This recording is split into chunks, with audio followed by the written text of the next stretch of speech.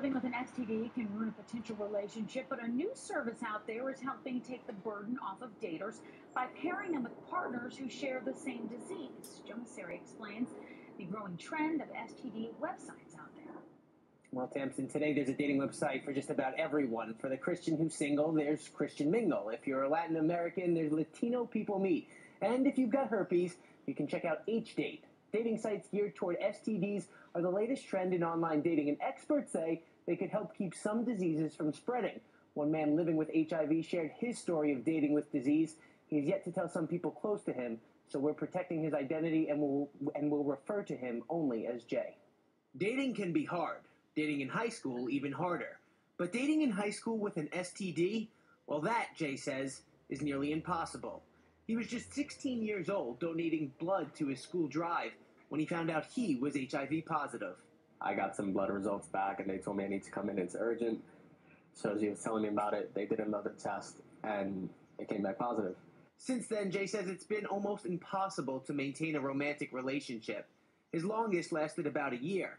It was then he decided he was ready to tell his then-girlfriend about his disease. You know, we traveled together. She lived in my house. We got very serious, and it took me 1 year, and after I told her, she got up and left. And from there, he says dating only got harder. I got extremely nervous because it's, you know, you have that fact when you might just be rejected, and your feelings are now hurt, so it sucks. So after seeing an ad for online dating, he decided to give it a try. He started by using well-known sites like Match.com and eHarmony. Did that sense of anonymity make you feel more comfortable because you have HIV? It made me feel a lot different. It made me feel better about myself. I think they've grown in popularity because they work. Clinical psychologist Dr. Bonnie Jacobson specializes in relationships. In the age of digital dating, she says Jay's story is hardly unique. Many people that come here have deep shame about having STD, any STD, herpes, vaginal warts, whatever it is, and they do not want to tell the person they're meeting that they have it. So meeting someone online helps daters keep their distance until they feel comfortable. But eventually, Jay had to meet the other person face to face. It was better because you finally got to meet the person until it came down to the time telling me, yes, I'm HIV positive. The second time Jay felt comfortable enough to reveal his secret went just like the first. I told her, and she looked at me, and she got up and left. It was hard. You know, it's heartbreaking, you know, but you just got to deal with it. But as it turned out, Jay didn't have to deal with it. Shortly after the second rejection, he learned about an online dating website exclusively for people who are HIV positive, so he decided to give it a try.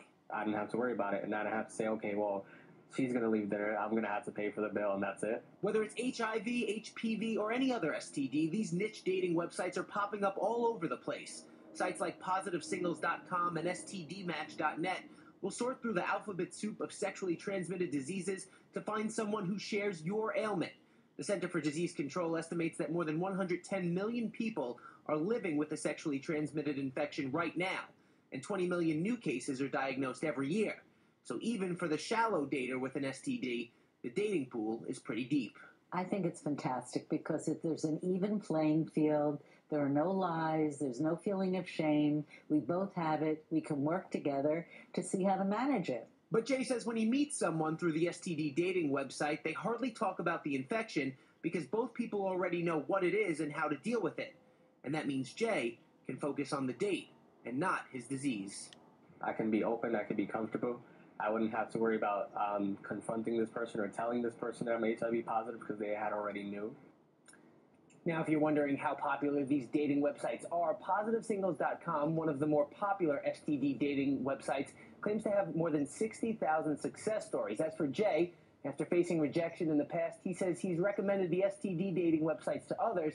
He is now working to become a doctor specializing in infectious diseases so he can promote understanding and teach others how to keep their STDs from spreading.